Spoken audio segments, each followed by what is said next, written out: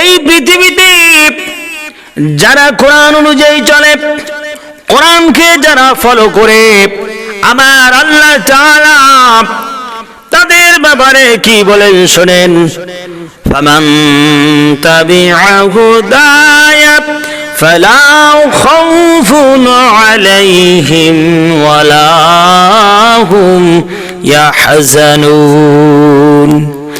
ও জগৎবাসীরা,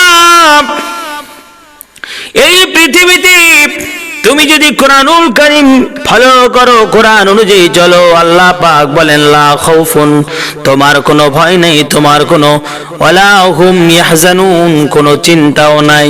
আল্লাহর কাছে জানতে চাই, ও মহান মালিক,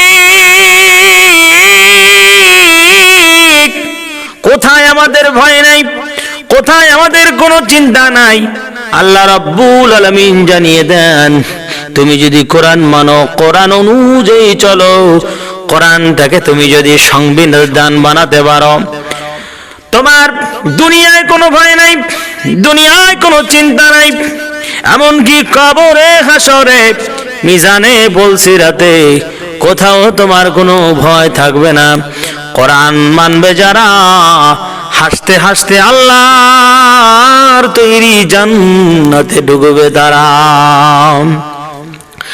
এই দুনিয়ায় মানুষ সম্মানিত হওয়ার জন্য মরিয়া হয়ে আছে। আমার নবী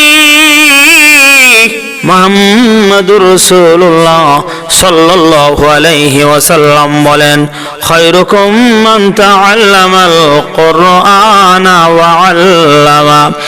সম্মান যদি পেতে চাও, পৃথিবীর বুকে সম্মানিত যদি হতে চাও, কোরআন পড়ো, কোরআন জানো, কোরআন অন্যকে শিখাও।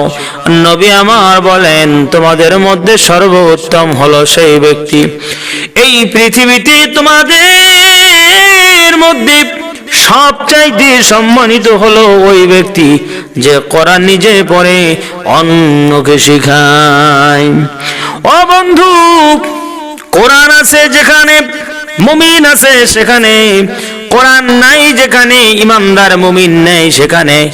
বন্ধুগণ আমার, এই পৃথিবীতে কোরআনের ভিতরে অক্ষরগুলি, আয়াতগুলি থাকবে যতক্ষণ, আমার আল্লাহ পৃথিবী রাখবেন ততক্ষণ। কোরআনকে যতক্ষণ দুনিয়ার মানুষ ভুলে যাবে, আমার আল্লাহ দুনিয়াবাসীকে ভুলে যাবেন তখন। সুতরাং কোরআন নিয়ে চলার চেষ্টা করি, কোরআনের বিধিবিধান নিয়ে চলার চেষ্টা করি। আল্লাহ রাব্বুল আলামিন যেন আমাদের সকলকে কোরআনের আহাল হওয়ার তৌফিক দান করে।